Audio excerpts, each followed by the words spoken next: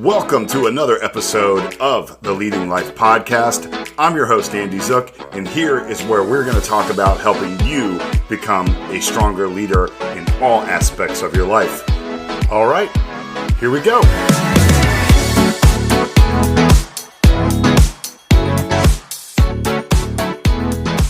Right now, on today's episode, the best questions you could ever ask. You are tuned into the Leading Life Podcast, where we talk about what it takes to grow, lead, and live with purpose. I'm your host, Andy Zook, and each episode here is designed to give you simple, real-world tools to help you show up as your best self in work and in life. You know, I started this podcast because I truly care about the people that work for all of us and the leaders who lead them. So I'm here to share what I've learned from over 35 years of leadership, coaching, mentoring, and motivating teams. My examples and lessons are from on the job, from life, and from my personal growth over the years. Bottom line, I help leaders become even stronger leaders. And if you're not in a leadership position at work, but you still want to lead your life, then you're in the right place. So let's build leadership and greatness together. All right, here we go. Today, I want to go somewhere deeper than tactics, KPIs, or even leadership skills. I want to go all the way down to human connection. Yes, where trust, empathy, respect, and curiosity live. And here's the truth I've learned from over 30 years of leading people. We don't bridge humanity with answers. We bridge it with better questions. I don't want to ask you any surface questions, but I want to go deeper, the deeper ones that will help build a stronger bond and ultimately trust.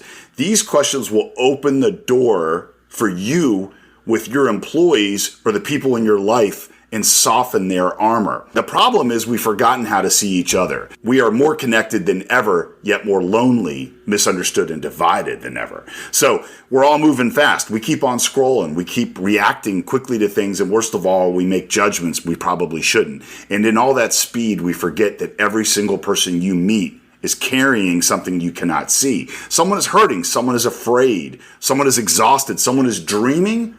And someone feels unloved. The question is, are we curious enough to find out about others and discover more about yourself? So this is a great episode to put your responses in your journal or something to write on. I really think you should write these questions down, and I guarantee these questions will help strengthen relationships with everyone around you. I also think it's important to set the table first before you jump in to any of these questions. So a couple things to be mindful of. Select a location that offers privacy and minimizes distraction. A quiet living room, a peaceful park bench, a corner in a quiet cafe, somewhere at work where you can get away into a place that's quiet or an office. And then establish ground rules, meaning that you acknowledge the intent, briefly state why and what you want to have a thoughtful, open talk about. Commit to listening. Agree that each person will have uninterrupted time to speak, and then maintain that respect. Set the expectation that feelings will be validated, and the goal is understanding, not winning discussion. And then lastly, put your phone away, remove the distractions, close your laptop, and give them your full undivided attention. So let's walk through these questions. There's 15 of them, but I know they will help change relationships for you. They will change things in your family, your teams, and communities around you. Not all at once, but just one at a time. All right, question number 1. What are you carrying right now that I can't see? Everyone has invisible weight. The question says you don't have to carry it alone. So this helps acknowledge burdens we can't see and is an invitation for empathy and connection. Even asking this of ourselves, it prompts self-awareness. What am I suppressing or ignoring? Am I truly present or am I distracted by a worry? It encourages taking stock of mental and emotional baggage. Again, what are you carrying right now that I can't see? All right, question number 2. What do you wish people understood about you? Most conflict is misunderstanding, so this question helps build clarity and compassion. Use this question to address the gaps between a person's self-perception and how others perceive them. It's an invitation to reveal misunderstood intentions, hidden complexities, or internal struggles. It means allowing someone the chance to correct assumptions and seek validation for their authentic self. This will bridge the gap between their public persona and their private reality. People wish others saw the effort and resilience behind their composed facades. And this question can really help uncover what's really going on. So again, what do you wish people understood about you? Number 3, what are you afraid to say out loud? Because shame thrives in silence and healing begins in honesty. Sometimes the bravest thing we can do is name the very thing we fear. It addresses the internal friction between truth and safety. People will often fear that speaking their truth will lead to negative outcomes, whether it's damaging a relationship or losing a job or simply facing a confrontation they don't want to have. But the question provides an opening to explore what feels too risky to vocalize. It seeks an unguarded thought or feeling. The question assumes that the unspoken words exist and acknowledges that the most important things often remain unsaid. So again, number 3, what are you afraid to say out loud? Number 4, where does it hurt? Yeah, not physically, but emotionally. We all walk around guarded, but when someone asks us, where does it hurt? We can open up. This is a great direct question that conveys compassion and a desire to identify the source of distress and offer support or treatment. It means validation. We're acknowledging that the pain is real and it matters, asking for an exact location of the problem, and then going to action, applying a follow-up step to help or heal the wound. It's a core inquiry for empathy and practical aid. So, where does it hurt? It's a great question. All right, number 5, what made you who you are? Yeah, before judgment, there's context. Use it as a profound and retrospective question that prompts a person to reflect on the pivotal experiences, core influences, and major turning points that shape their identity, values, and worldview. It encourages the individual to act as the narrator of their own story. They are identifying the specific cause and effect relationships between past circumstances and their present character. Ultimately, this question serves as an invitation to summarize their lived experience and, most importantly, reveal their fundamental motivations. Everyone has a story. Again, the question is, what made you who you are? All right, number 6, what do you need right now? Most people don't know how to ask for what they need. The question invites clarity and care. What do you need right now is a practical, empathetic question that cuts through assumptions and offers immediate, tailored support. It means empowerment. It gives the person the distress agency to define their own solution rather than having it forced upon them. Presence. It also focuses entirely on the immediate moment and the most pressing requirement. It moves beyond expressing sorrow to offering concrete, personalized aid. It also gives clarity. It bypasses guesswork and asks for a clear, direct response. Again, that question is, what do you need right now? Number 7, what do you value most? Yeah, simple enough. Values are the compass, and it is a deep philosophical and personal question that aims to uncover a person's core principles, priorities, and internal moral compass. When we understand someone's values, we understand their decisions. So use it for defining identity. This answer will reveal what drives a person's choices and behaviors, fundamentally defining who they are. It forces a person to rank elements of their life and choose the most essential. The answer will provide insight to the why behind their actions and their sacrifices. It also will bring out the authenticity. It's a probe designed to move past superficial desires and touch upon genuine, deeply held beliefs. So again, number 7 was, what do you value most? Number 8, what are you protecting? Yeah, anger is protection. Defensiveness is protection. Avoidance is protection. Something tender is underneath. So this question, you can ask this to probe the defensive boundaries a person has put up and seek to understand the vulnerable core beneath them. It will highlight what a person perceives as fragile or at risk within themselves, their relationships, or their values. It helps identify where someone's walls are erected and why their defenses feel necessary. And their answer explains the reason behind it, why they are protective with their actions or guarded behaviors or even secrets. What's so precious that it must be shielded? So what are you protecting? Number 9, what does love look like to you? Yeah, wow. We all need love. We just learned it differently. The question reveals the language's affection, safety, belonging, and tenderness. Use it to uncover and ask for a personalized definition of something universal yet highly subjective, moving beyond generic dictionary definitions to personal reality. The answer provides a blueprint of what that person seeks in relationships and how they express affection and what makes them feel secure and cherished. It also seeks to understand the actions and behaviors that constitute love for that individual. And those could be like trust or presence, sacrifice, respect, physical touch. It offers insights to whether one person's expression of love aligns with another person's perception of it. And that's crucial for relationship health. So again, what does love look like to you? Number 10, what is your greatest hope? I mean, hope is universal. People come alive when they talk about their dreams. I know I do. It's an uplifting, forward-looking question designed to uncover a person's ultimate aspiration, their fundamental optimism, and their vision for an ideal future. It prompts a person to look beyond daily struggles and articulate a dream scenario for their life, relationships, or the world. The answer reveals the driving force behind their long-term goals. So, again, what is your greatest hope? Yeah. Number 11, where have you been brave? This is really an empowering and validating question. One that I ask myself a lot because it's going to have a person reflect on specific moments of courage, resilience, and personal strength, especially in situations where they faced fear, adversity, or a significant personal risk.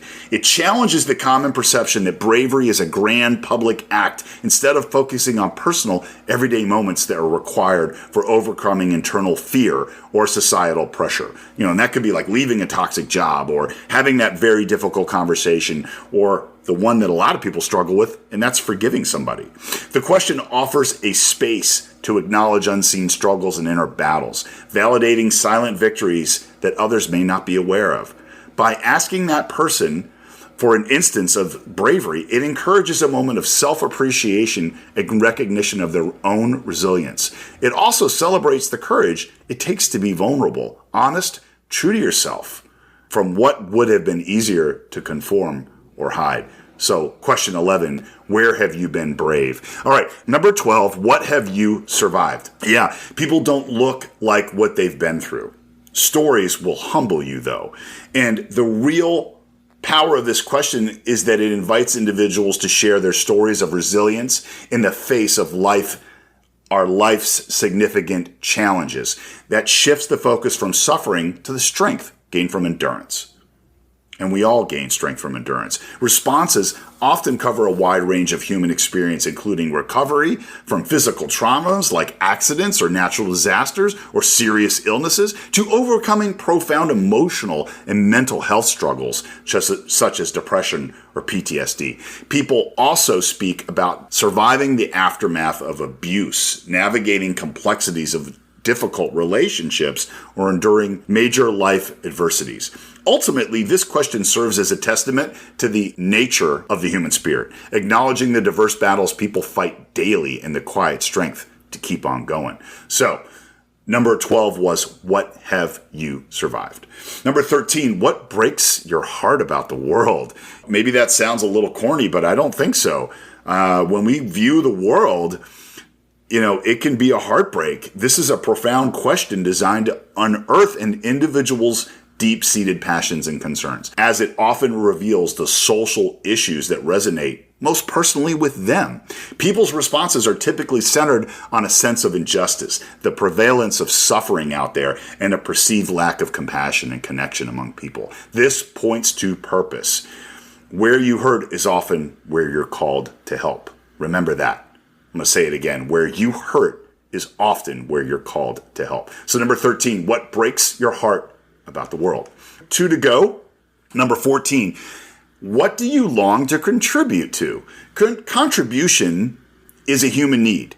Everyone wants to matter. I think that's why you're listening to this podcast. This is about your purpose and the positive impact you want to have on the world. People usually respond with a desire to help solve the problems they see and care about the most. This includes a strong wish to create a kinder world with more empathy and understanding. Many also long to promote fairness and stand up for human rights and equality. Another answer that most people have is simply wanting to help others, whether it's by easing poverty, supporting mental health, or assisting those suffering with conflict. Others hope to inspire people through education or creativity, when many people want to protect the environment and fight climate change. This question helps focus on how they can turn their passions into meaningful actions and make a real difference in their communities globally. Yeah, so again, number 14, what do you long to contribute to? All right, last question. We made it to number 15. And I think this is an excellent question. When do you feel most like yourself? So this asks about the exact moments you feel most genuine, comfortable, and free from pressure. The answers show that people find their true selves in different ways. Many people feel most authentic when they're alone, or they're thinking deeply, or simply relaxing without having to impress alone. I myself, when I'm alone, deeply involved in working on something around the house or a hobby, that's where I can really get into the answer to this question. And I feel completely absorbed and present. It also can happen when spending time with a close circle of trusted friends or family when they don't have to pretend. Finally, moments of helping others, being in nature, or feeling a boost of confidence after an achievement can bring about this powerful sense of being truly and comfortably themselves. Question 15, when do you feel most yourself? That's where someone really remembers their soul. All right, so why do these questions work? Well, because when someone asks us a deep question, the brain shifts. The amygdala, our fear center, will calm down, and the oxytocin, the bonding chemical, will rise. So trust increases, defenses drop, empathy appears. And so you move from performance to authenticity. You move from reaction to reflection, and you move from judgment to curiosity. These are the things that make leaders great. This is where relationships begin. This is where humanity connects. And here is your leadership edge for this episode. 5 practices that will help bridge humanity if you're doing this at your jobs. Be curious, not certain. Again, certainty divides, curiosity heals. Assume positive intent. Most people are doing the best they can with what they know. Number 3, honor their stories. Everyone has them. It's shaped them. Don't forget that. Check in as humans, not just employees. Workload matters, but so do lives, families, fears, and the dreams we all have inside of us. And then lastly, slow down. Presence is the rarest gift. When people feel seen, they feel safe. And here's your call to arms for this episode. This is your challenge. Ask one person, your partner, your coworker, your child, your best friend, any friend, what's something you're carrying that I can't see? And then breathe, listen, hold the space, and don't interrupt. You may hear something small, or you may hear something life-changing. Either way, you will build a bridge. Humanity isn't saved by grand gestures. It's saved by moments of connection between two people. All right, so that is my episode. I hope you like those questions. I think they're really powerful, and I think they will be impactful with no matter who you use them with. It will really help build a deeper connection with who you speak with and bridge humanity with the people around you. All right, so as always, lead on, lead strong, be awesome you, but most importantly today, go out and be the hero of somebody's story. They need you. All right. And you can ask these questions and be that very hero. Thanks again for listening. If you like what you heard, please leave me a rating and review on whatever platform you're on. And don't forget to hit subscribe so you don't miss another episode of the Leading Life Podcast. Signing off for this episode, I'm Andy. Thanks for listening. Take care. Be peaceful. Be joyful. And I'll talk to you soon. Okay? Bye.